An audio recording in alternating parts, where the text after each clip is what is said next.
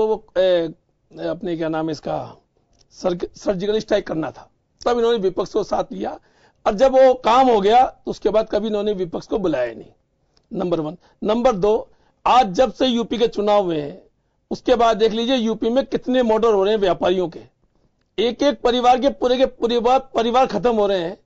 तो क्या ये भारतीय जनता पार्टी की ये जिम्मेदारी नहीं है कि क्या हो रहा है व्यापारी के साथ, आज किसान के साथ क्या हो रहा है, आज गरीब के साथ क्या हो रहा है, आज छात्र के साथ क्या हो रहा है। आज सब उत्तर प्रदेश के चुनाव ज्यादा पुराने थोड़ी हुए, अपने ठगे, तब कहां चला गया था मेल बुआ भतीजे का, तब तो एक दूसरे के लिए क्या क्या शब्द कह रहे थे। मेरी बात सुनो, तो आज के मुद्दे पे मैं आपको मुद्दे पे ही ला रहा हूँ, उत्तर प्रदेश में उस समय क्या हो गया था आपको। भारद्वाज साहब उसी पर आ रहा हूं मैं कि ये क्या करे थे, उनको पता पड़ गया ना कि मैं क्या कहा, 28% हम लिया, 22% लिया, 50% वोट लगे, हम 40 सीटों पे बैठे, ये पता पड़ गया ना इनको। अब इनको लगा इसके लिए बहुत जरूरी है कि अगर विपक्ष एक नहीं होगा तो स्थिति यही रहेगी देश में। और अब विपक्ष इसलिए एक हो रहा है कि जिस ढंग की ये तानाशाह सरकार जो बिना कहे इस देश में आपातकाल लगा रखा है, एक घोषित आपातकाल जो चल रहा है, वो अब जनता को एहसास होने लगा।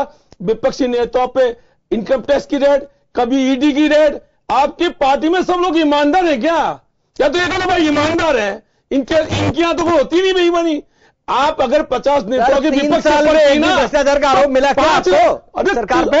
अरे घनश्याम तिवारी लगाओ ना। हाँ, घनश्याम तिवारी आपकी पार्टी के विधायक हैं, वो मुख्यमंत्री पे आरोप लगा रहे हैं और मुख्यमंत्री किसी के आरोप लगा रही है। अभी मुद्दा हमारा जो है उस पर है, किस पे आप मुद्दे, आप खुद भटक रहे हो। आरोप बता दिया तो डर गए, तो डरते हो आप, आरोप से डरते हो। कोई डरता कोई नहीं है ना, यहाँ तो जनता आरोप बता दिया ना, आपके बोलने में क्या होता है। आपके पार्टी का विधायक का लगा रहा है, आपकी मुख्यमंत्री पे लगा रहा है, और आपकी पार्टी के मंत्री अगर कोई विधायक पे लगा रहे हैं। तो ऐसा कई बार ऐसा भ्रष्टाचार करके आप सीना जो चोरी और सीना जो करना चाहते हो, इससे नहीं चलने वाला। करप्शन पहली बार नहीं हो रहा है, करप्शन हमारे यहाँ पे सिस्टम में ऐसा घर कर गया है, मुझे लगता है कि सभी राजनीतिक दलों को इस पर विचार करना चाहिए। और ये इतनी बड़ी एक समस्या नहीं है, हमारी इंटरनल समस्या है, जिससे एक मॉरल ड्यूटी हमारी बनती है कि हम उससे निजात पा सकें। लेकिन लोकतंत्र का बहुत बड़ा खतरा भ्रष्टाचार से हो रहा है। मैं ये समझ से थोड़ा सा दूर है, क्योंकि पहली बार ऐसा है नहीं कि करप्शन नहीं, और हमारा जो वर्षों से करप्शन चलता आ रहा है सिस्टम में, जिससे लोकतंत्र हमारा खोखला होता चला गया हो, जिसके दुष्परिणाम हमें भुगतने पड़ रहे हो, ये मुझे नहीं लगता है।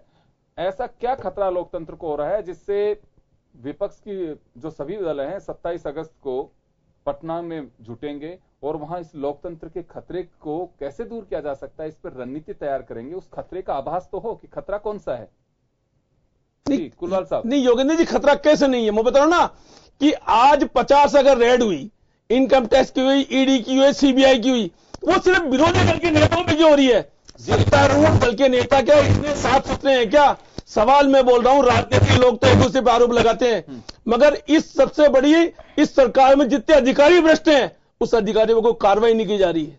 और ये पूर्ण रूप से प्रमाणित है, भ्रष्ट को नहीं बख्शा जाएगा। ये गलत आप ना रहे हैं कि आज सरकार नहीं बोल रहे हैं, दर्द बोल रहा है छड़ी है। ये लगातार स्थिति है कि भ्रष्टाचार, कौन सी पार्टी चाहती है भ्रष्टाचार के साथ है? नाम बता दीजिए कौन सी पार्टी साहब? अब आप कहोगे आपके बुआ ने कितने क्या हाल किया था पूरे यूपी का, सबको भतीजे, आप भतीजे के हिसाब से हो, बुआ को छोड़ो। नहीं तो आप बुआ के लिए किसके हो गए आप?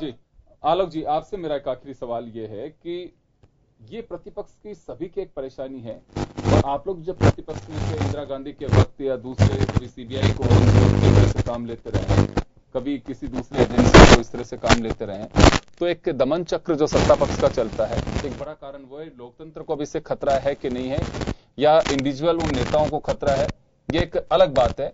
लेकिन एक सबसे बड़ा एजेंडा ये हो सकता है कि पिछले दिनों 20 साल पुराने एक मामले में लालू यादव के सीबीआई का शिकंजा कसा जाना, आईटी का शिकंजा कसा जाना, चिदम्बरम के खिलाफ कुछ इस तरह की जो चीजें सामने आ रही हैं, तो उनको लेकर के हमें लगता है कि अब प्रतिपक्ष को ये महसूस होने लगा है कि सत्ता पक्ष है वो उसके खिलाफत बर्दाश्त नहीं कर सकता, और अगर जो खिलाफत करेगा उसी के खिलाफ इस तरह की कार्रवाई की जाएगी। अगर ऐसा है तो मुझे लगता है कि ये लोकतंत्र में उचित नहीं है।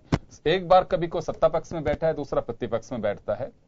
एक प्रतिशोध में शुद्ध एक स्वच्छ और स्वस्थ एक प्रतिस्पर्धा है वो लुप्त होती चली जाएगी और एक नई परंपराएं हमारे यहाँ बन जाएंगी।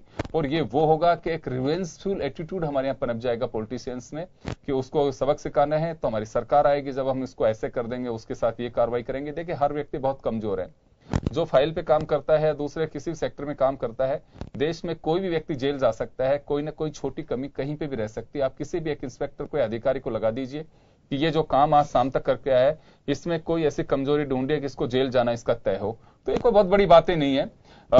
ये एक प्रतिपक्ष के लिए एक बड़ी कवायद की बात हो सकती है कि इस तरह से हमले करके सत्ता पक्ष और उन्हें कमजोर करने की कोशिश कर रही है। लेकिन अगर वास्तव में ये सब लोग एकजुट होते हैं तो आपके लिए एक मुसीबत भी बन सकते हैं। देखिए योगेंद्र जी, कितना ही एकजुट हो जाएं, उल्टा अगर ये किस तरह की कवायद कर रहे हैं तो जनता को ये भी पता लग रहा है ना कि जैसे ही कोई भ्रष्टाचार का मामला सरकार खोलती है ये विरोध की तरीके तो जनता को हकीकत पता लग रही है।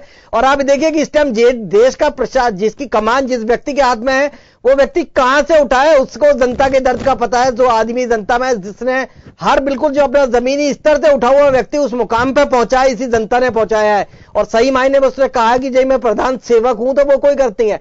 आज आप देखिए कि इस चीज की परवाह भी किसी को नहीं है। जो भी भ्रष्टाचारी करेगा, चाहे छोटा भ्रष्टाचार करे चाहे बड़ा भ्रष्टाचार करे, उसको सजा अवश्य मिलेगी। और परिणाम जो है आप ये देखते जा रहे हैं, इतने चुनाव के बाद भी जो हो रहा है वही होगा, जनता के लिए सर्वोपरि रहेगा। माफी चाहूंगा, आपको रोकना चाहूंगा, समय का अभाव है। तो कुल मिलाकर के यह है कि लालू की ओर से किया जा रहा है यह प्रयास प्रतिपक्ष को एकजुट करने का। ये निश्चित रूप से अगर सफल होते हैं तो एक नया रंग राजनीति में जम सकता है।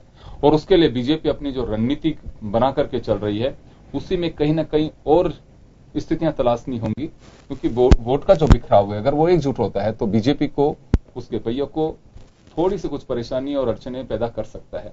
लेकिन भविष्य की बातें हैं, समय बहुत दूर है और कवायद अभी दोनों ओर से की जा रही हैं।